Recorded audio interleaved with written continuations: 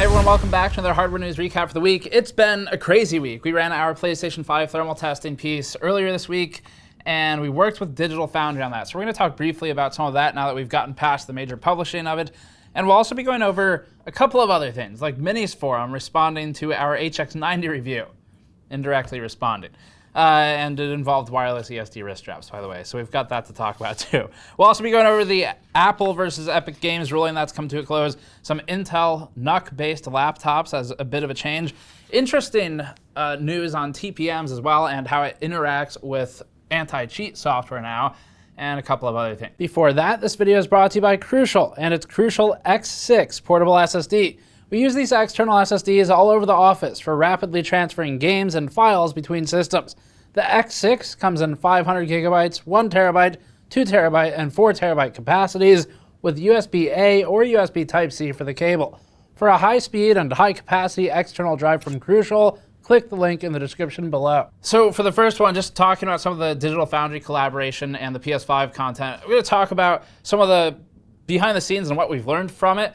But if you want to see the actual results of the testing, please just pause this video and go check out our PS5 thermal testing. It's not the old one from last year. We did a revamped look at thermals for the PS5 using more advanced methods for thermocouple wiring and testing. It was a lot of fun and very educational for us as well. But you can check that out on the channel. Definitely go give it a view because it was about a week of nonstop work for us to pull that together. And then on Digital Foundry's side, they did a piece looking at the gaming performance of it. So this was actually really important for us because technically we can do gaming performance analysis of consoles, but they are clearly very advanced at it. They're set up for it to do it quickly and competently, and it made a lot of sense to work with Digital Foundry on this. So what we asked them to do on their side was to send us a short video clip we could include in our video, and it's in there if you want to see it. And then we sent them one from our side of things, and it was cool because we got to basically get confirmation from Digital Foundry before we committed really hard to the thermal testing that the gaming performance is the same. And this was important because if versus last year there was any advancement at all in the PlayStation 5's performance, we needed to be aware of that because that would affect the thermal results, at least to some extent, or minimally it would affect the efficiency of the console in terms of, you could call it maybe a performance per watt metric. So we needed to know that. That's what they handled. They did a great job of it. Definitely check out their video if you haven't already. It has good pacing. It's executed well, it's scripted well, so I really enjoyed watching their video. As for some of the what we learned and things of that nature, so it was a nightmare wiring the consoles. The PlayStation 5, this actually thing in front of me is all the screws from one or two of them, and just to get the base plate off, I don't know how well you can see that, but it's that many screws. Didn't count them, probably should have, but it's got to be, the total screw count's got to be pretty close to 60 on this thing, if not a little above that. But anyway, take it apart and reassemble it. You're dealing with hundreds of screws between multiple consoles. It's a huge pain. But the things we learned were to do with thermocouple wiring. So I feel like personally I've really improved with my accuracy of how I place the thermocouples, how I route them. We started doing stuff like stripping down the wires to make them thinner, things like that. And so it was actually really useful to do this testing. Even if you don't watch the PlayStation piece, we still learn things that will benefit when you watch maybe a GPU thermal test or something in the future from us. Another thing that I really wanted to learn while working on this was focusing on sort of the thermal pads as we disassemble and reassemble things. It's easy to measure the height of a thermal pad after you take a device apart, but we don't really necessarily know the compression of what it came down from. And so some of the testing we did was reassembling it with some thermal pads that we knew to be very similar to what Sony used, and checking the compression, sort of the before and after installing the plate, how much did it change? And we used that so that we could better understand what pads to replace things with in the future. And it's really useful stuff. I feel like we advanced our testing processes a lot. We started using different thermocouple readers for it, so we can log more channels. We're actually looking at thermocouple readers that can do 16 channels or more for the future as well. So we advanced our equipment, our methodology, and felt pretty good about what we learned from the piece, even though realistically probably will not make money on that piece. Actually, basically guaranteed we won't make money on that piece in a really direct sense. Like the Google AdSense plus the ad we embedded, that's not going to pay for all the work that went into it because it was a week. obviously we see value in it from a learning standpoint and from it's good for the channel overall. There's long-term benefit. So not complaining, really happy with how it came out. It'll benefit us ultimately regardless, and it was fun to work on. Plus, it opens the door for more stuff with Digital Foundry in the future. Really want to work with them on a couple of other console ideas that I've got. So check out their video. They did a fantastic job with the pacing, the flow, the information, and Richard did a good job of, in the here and now, showing their bespoke testing methodologies. So check that out. Otherwise, we'll link it below if you want to see it. But let's move on to some news items. Okay, so up first, the Minisforum HX90 response. Minisforum posted its own video after we posted our review, and then less than a day later, Der8auer, or Rowan, posted his own review on his channel, and he split off his content into a separate English channel as well. If you want to check out his review of it, we'll link it in our show notes below.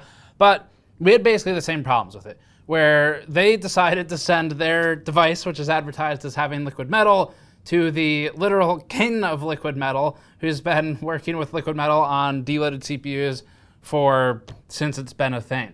So anyway, they sent it to him. They decided that would be a good idea, and he opened it, found no liquid metal, which is what they advertised on the SoC, and then he also found issues with it kind of spattered around. Both of us had the assumption that they maybe pre-tested it, said we can't figure out how to get it to work properly because it does take some skill to do liquid metal properly, and then they decided to just repaste it and send it to reviewers that way instead. That's what Roman and we assumed. So they posted a video. Their video basically shows how they do assembly of the product, how they apply the liquid metal, and indirectly responds to some of the problems that Der8auer and GN had with the Minisforum HX90. And you can check out our review of that from earlier in the week if you want to see it. Now, right away, as we were scrubbing through the video, we saw that one of the people on the assembly line was wearing a wireless anti-static wrist strap. That's right. One of the ones that connects you to ground through space, through the cosmos. So this is already concerning, especially when we question the technical competence of the company to begin with, when they then respond to your questioning of their competence with a video that includes a wireless grounding device. It just makes us question it more. So anyway, if you don't believe us that wireless anti-static wrist straps do not in fact ground your static electricity potential to Earth via the air, then you can also feel free to read NASA's research article on it, where, yes, NASA used government resources to prove something that should already be obviously fake, which is wireless grounding devices. Anyway, that's pretty well understood at this point. Not a big deal in terms of how the product is built, but certainly makes us question just about everything. Moving on, Roman, a materials engineer, decided to take a look at the carbon fiber claims as well. He took heavy issue with the carbon fiber claims. We talked about it a little bit, where Minisforum talks about how there's carbon fiber in their chassis. We didn't do a super scientific test, but it didn't seem true. And Minisforum's response is basically, technically there's carbon fiber in there. It's plastic imbued with some amount of carbon fiber. At the end of the day, as we said in our video, it doesn't actually matter if it's carbon fiber or not, because it's stupid and it's a marketing point that adds no value to the product, because who cares? It's a computer. It's not going around a racetrack. So Roman talked about that a bit as well. We talked about it. They've responded.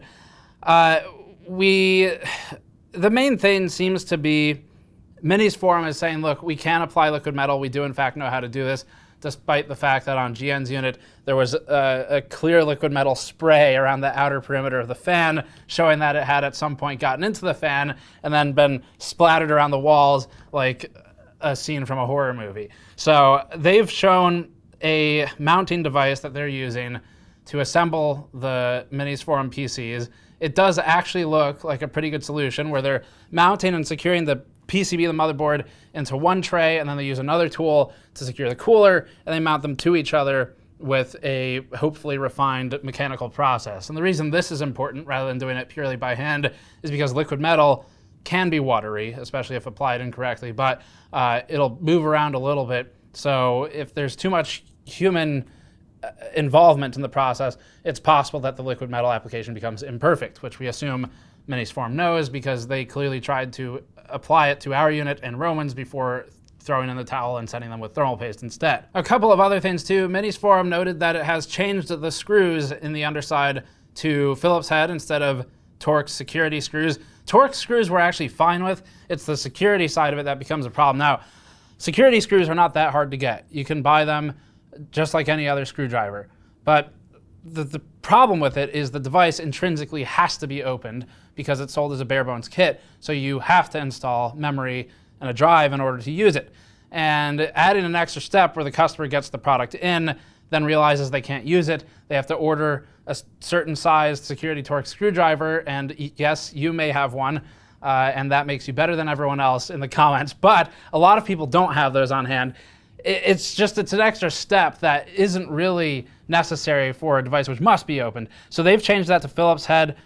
That's at least an improvement from security Torx. Torx would have been fine, but that's fine. We noticed some weird comments in support of Minisforum on their video and on our video and on Roman's video that had the same spelling mistake in all of the comments, and it makes us pretty suspicious.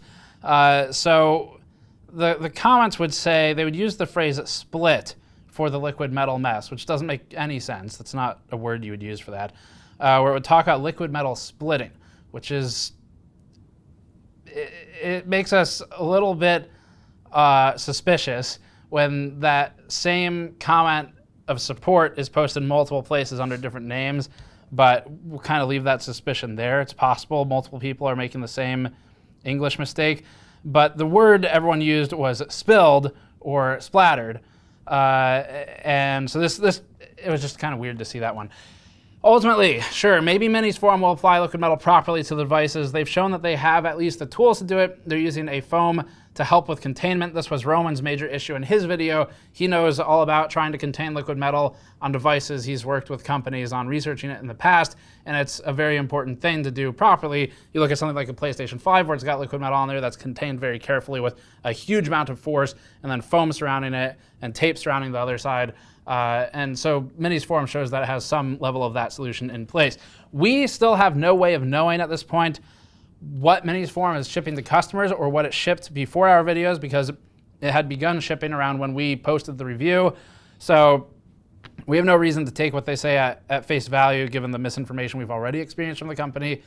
Maybe they're starting to ship it with liquid metal, but at this point, we gave them 2 chances, and they screwed up both times in a major way, so we're kind of done with that. All right, let's move on. The Epic Games versus Apple ruling up next. More than a year now, Epic Games and Apple have been fighting a legal battle in the US, and this is similar to a fight that Epic has with Google as well, where Epic's primary issue, well, it's got 2. The first is Epic doesn't like the 30% cut that Apple gets or Google gets, and the second issue is in-store, in-app payments for the game accessories, items, DLC, whatever it may be. Here's the quick recap of the court battle and how it ended up getting ruled and decided. It did go all the way to court. It wasn't settled out of court. Apple's iOS store was found to have engaged in anti-competitive behavior under California antitrust laws. Apple has to allow other forms of in-app payment, even ones that would circumvent the 30% revenue cut from in-app transactions. Epic has chosen to appeal the decision rather than doing a victory lap here. So it's clear that Epic didn't outright win on its own either. There wasn't a single victor here. They both had outcomes that were favorable in some ways and unfavorable in other ways. So Epic decided to appeal. More to the point, Epic Games CEO Tim Sweeney wasted very little time in expressing his disappointment online about the ruling, stating that Fortnite would only return to iOS, quote, when and where Epic can offer in-app payment in fair competition with Apple in-app payment, passing along these savings to consumers. Also, Fortnite will only be back on the iOS store when Apple allows it to be back, because Epic was also found to be in breach of contract, but they're both holding things over each other. It's hard not to see Tim Sweeney's indignation here as potentially a little bit righteous, where he's arguing that, quote, Epic's fighting for fair competition among in-app payment methods through app stores for 1 billion consumers. Epic clearly lost the court case in some ways here, but the injunction against Apple is also a clear win for consumers, as it's executed anyway. Epic wanted to prove that Apple is a monopoly for its iOS app store, and the court ruled that it is not an illegal monopoly. It upheld this decision, and that the iOS store structure is legal. So Epic did not win on that point, the one that it really wanted to make. The court also found that Epic explicitly breached its contract with Apple in bypassing Apple's in-app payment system. This was a move that kicked off the entire lawsuit, if you don't remember, and one that Epic subsequently turned into the hashtag free Fortnite publicity stunt. In violating its contract with Apple, that means two things for Epic. One is that Apple was within its full rights for kicking Fortnite off of the App Store, and the second one is that Epic will have to pay Apple's 30% cut for the revenue it earned when it implemented its own payment system retroactively. That would be roughly $3.6 million or so out of the $12.2 million earned that Epic will now owe Apple. It also seems that Apple will be able to keep Fortnite off of the App Store for basically as long as it wants because it was a breach of contract. So even though the court is forcing Apple within the next 90 days to implement and allow other in-app payment solutions, Epic will not be able to benefit from that from Fortnite because it's not on the App Store for extraneous reasons, which in this case would be the breach of contract ruling. So Epic won't be able to enjoy that. It's hard to call that a victory for Epic, at least right now. Presumably, Apple doesn't have so much pride that it would disallow Epic from returning to the App Store forever. Maybe they really hate Epic, but they would still make a lot of money from Epic's game being on the App Store, so there's probably some sort of solution that'll be reached there at some point. Apple, by the court, was found to be violating certain provisions, though, of California law. One of them was an anti-steering provision where they say that Apple was deliberately hiding information on alternate payment methods and ultimately limiting consumer choice for how to pay for items in-app. And assuming a higher court doesn't get involved as things are appealed by both companies, that means that going forward, Apple will no longer be able to block developers from steering consumers outside of iOS and the App Store for microtransactions that may be done separately. App stores are a veritable money printer for companies like Apple and Google. Apple reportedly pocketed $64 billion in 2020 from its iOS App Store, while Google was reported to have earned more than $11 billion in 2019 from the Google Play Store. In recent years, a number of lawsuits against both companies have cast a spotlight on just how cutthroat Google and Apple are prepared to be in order to protect these lucrative revenue streams and what measures are taken to lock in customers and developers alike. Now, the iron grip from both of these companies is beginning to fade a little bit in some other countries. So in South Korea, for example, there have already been laws set in place or in motion where legislation now outright bans Google and Apple from forcing developers to use their own payment systems. Up next, some interesting future solutions for anti-cheat software where it's starting to look at hardware level bans that would be functionally perma bans on a computer. There are some ways around it, but by using TPM 2.0. You've likely heard of trusted platform modules for other reasons, but if not, you probably heard of it when Microsoft's Windows 11 was in discussion. Microsoft has had a laughably bad PR crusade for Windows 11, and one of those things that was being crusaded over was TPM 2.0 as a requirement. So it received no shortage of controversy following this. That controversy is unlikely to stop anytime soon, depending on what side of the privacy fence you're on. Riot Games recently made it clear that the company will use TPM 2.0 to ban cheaters from its popular tactical FPS game Valorant. And by leveraging TPM 2.0, Riot can literally ban confirmed cheaters on a hardware level, not just by account or IP address. Riot has already come under fire for its aggressive approach to anti-cheat in the past. Primarily, it's always-on Vanguard anti-cheat software at the launch of Valorant, which uses kernel-level drivers. And the reason it was controversial when it first launched is because when we say always-on, we mean it doesn't matter if the game's launched or not, it's on. With TPM 2.0, Riot will be able to, and Windows 11, Riot will be able to use the RSA key that's generated by TPM to identify and ban machines. And as the burned-in RSA key is unique to each trusted platform module, you would need to secure another trusted platform module. You can get an external device to do this, or basically get a new motherboard unless some other workaround is implemented by the developers of the hacks. So if the RSA key is banned, basically the hardware itself is banned, at least the hardware that has the TPM device. Riot will also require all machines running Windows 11 to enable secure boot. This, in our opinion, is maybe becoming a little bit of an overreach for anti-cheat software once you start requiring specific things to be enabled on the system, but it's their game, so I guess that's what they're going to do. Outside of that, users looking to regain access to the game would be forced to shop for a new motherboard, maybe even a CPU. This approach has already divided parts of Valorant's player base and commentary online. While there are legitimate security benefits to be had with TPM 2.0, it's often a matter of give and take. In the case of anti-cheat in esports titles, giving players enhanced security against cheats and hacks comes at the cost of taking away some degree of user control. And as Extreme Tech aptly points out, it potentially sets a slippery slope precedent or argument in how companies may use TPM 2.0 to invade user privacy. Up next, the 128-core Ampere Ultra Max CPU surfaces. This is Ampere as in not the NVIDIA one, but the company Ampere, so don't confuse it with that. Serve the Home offered up a teaser of Ampere's Ultra Max 128-core CPU. It's the M128-30 that they looked at. Ampere had already announced its Ultra Max lineup of ARM-based CPUs last year, and that would include the flagship SKU topping out at 128 cores. The 128-core Ultra Max M128-30 is what Serve the Home has and is testing. Serve the Home published the full specs for the Ampere CPU they have on hand. We won't go through the full list, but it will be on the screen. Based on what we already know, Ampere's Ultra Max line is a semi-custom ARM CPU based on ARM's Neoverse N1 architecture, and it's aimed at the server market, one of the few markets left where ARM has yet to gain a massive foothold. As we've said before, Ampere's Ultra Max shares a lot in common with Amazon's custom Graviton 2 chip, except one key difference is that people who aren't Amazon can also get the Ampere solution. Ampere Computing previously stated that samples for its Ultra Max line were expected to ship in Q4 of late 2020, so it's a little bit delayed. The importance of these images from Serve the Home are to confirm that samples have at this point shipped, and that silicon appears to be heading to market, though perhaps a bit delayed. Up next, the GeForce Now leak that suggests a lot of game titles that may or may not exist. They can't really confirm it right now. So according to a recent data dump from Igor July, a C++ programmer and self-proclaimed reverse engineering enthusiast, the GeForce Now database is housing a slew of extremely interesting game titles, some of which, again, may or may not exist. Likely, some of these are placeholders for games that may have existed in some form, but maybe no longer do because they've been scrapped. Others on the list are more believable, like God of War for PC, for example. We can assume that many of these are titles for internal testing purposes by NVIDIA and its partners as well, and whether or not they come out is still unknown. So July managed to peel open the GeForce Now database through a series of very specific steps, which have now been patched by NVIDIA to prevent future leaks.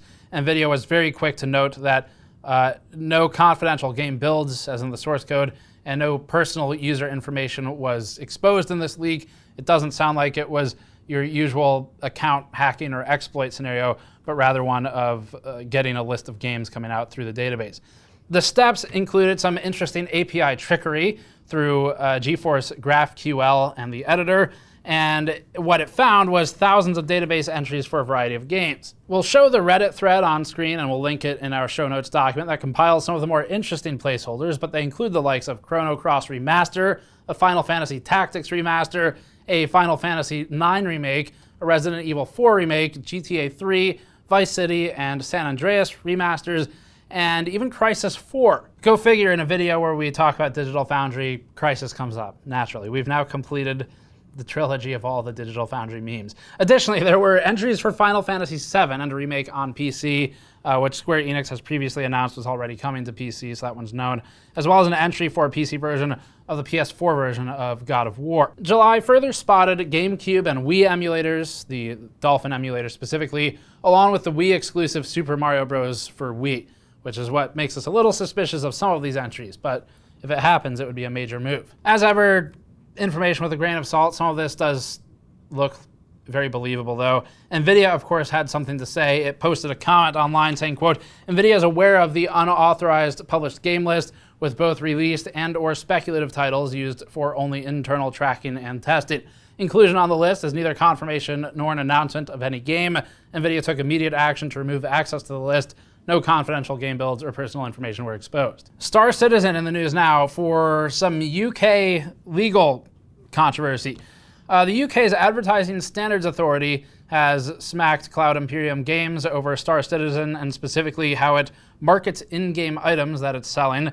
Cloud Imperium, the developer and publisher of Star Citizen, run by Chris Roberts, whom we've interviewed actually several times in the past, frequently sells in-game content as a means of funding outside of traditional crowdsourcing and outside of its external investments it may collect. The problem, however, according to the ASA, is that these items technically don't exist. They're concepts. Cloud Imperium often sells in-development chips that user can buy or pledge to, yet marketing communications such as emails don't clarify that these chips don't actually exist.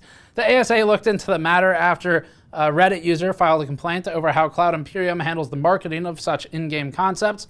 Eurogamer subsequently verified the complaint and spoke with the ASA. After investigation, the ASA, quote, assessed and considered that the fact the ship was a concept product could have been made clearer. To that end, Eurogamer reports that the ASA has issued a warning to Cloud Imperium. Quote, on that basis, we issued an advice notice advising the advertiser in the future to ensure that its ads include any material information and significant limitations. Eurogamer reports that the warning seems to have gotten the right attention, as Cloud Imperium Games has updated its advertising claims and its emails to now include keywords like concept and in development, so they've heard the complaint.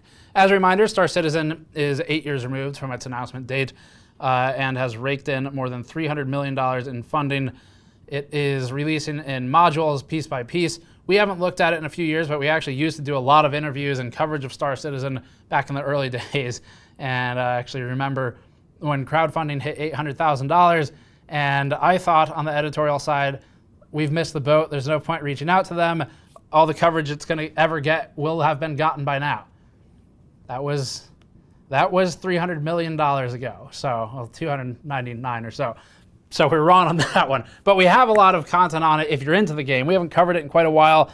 Actually, personally, I'm not too sure on where Star Citizen stands today. If you play it, I'd be curious to hear from you in the comments how you feel about the game now, if you're happy with where it is, and sort of the level of playability it's in, because the last time I think we did the Citizen Con several years ago, and that was about the last time we talked with the team about it because they changed PR agents. Z690 is next. It's possible that Intel has gotten tired of us making fun of its presentations and has decided instead to leak all of its information to the public through channels that don't involve them getting on camera and saying things in general. And wow, it has been fun. Or it's just normal leaks. Either way, the big item in the story is there's a block diagram now for the upcoming Z690 motherboards. Those would be for Alder Lake, which will be LGA 1700, so that's a revamp as well. The leaked image comes from Performance Computing Inquisitor, who don't themselves cite a source. According to the image, many things will stay the same from Z590 to Z690. This isn't too surprising. Intel often keeps a lot of that block diagram the same. Z690 will support and host many of the same Intel technologies. Those would include Optane memory, smart sound, rapid storage, high definition audio, the same display and HDMI support, and things of that nature. As a reminder, the processor supports different things than the chipset. So the processor will have its own PCIe lanes, its own Wi-Fi support, and its own memory or USB support, and then it bridges down to the chipset and the block diagrams where that handles different aspects, like still high-speed I/O, but not as direct communication as the CPU would host. PCIe support on the processor, unsurprisingly and known at this point, moves from Gen 4 to Gen 5, and it's on 1x16 or 2x8 lanes. PCIe support on the chipset moves from 24 lanes of Gen 3 on Z590 to 12 lanes of Gen 4 and 16 lanes of PCIe 3.0.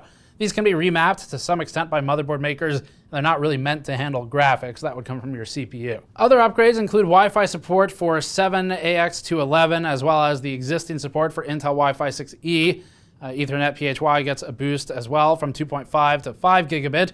USB support will also change. We're not going to read it out to you because USB names are horrible, but you can see some of the differences on the screen. The most interesting part of the block diagram right now is the DDR support. We already knew that Intel Alder Lake would be the first enthusiast CPUs to support DDR5. The leaked block diagram shows that Z690 will be able to support DDR4 and DDR5, and this is where the block diagram looks like a plausible leak. It coincides with a second leak, this time from serial leaker Komachi and Saka, who dug up an Asus ECC filing listing 16 motherboards, and those are in Asus's normal lineup of gamer E-words like Hero, Extreme, and of course, Asus Top. Either way, that's it for this one. Thanks for watching. As always, subscribe for more. You can go to store.gamersnexus.net or patreon.com/gamersnexus to help us out directly. Check out the PlayStation 5 content we did and Digital Foundry did. We'll see you all next time.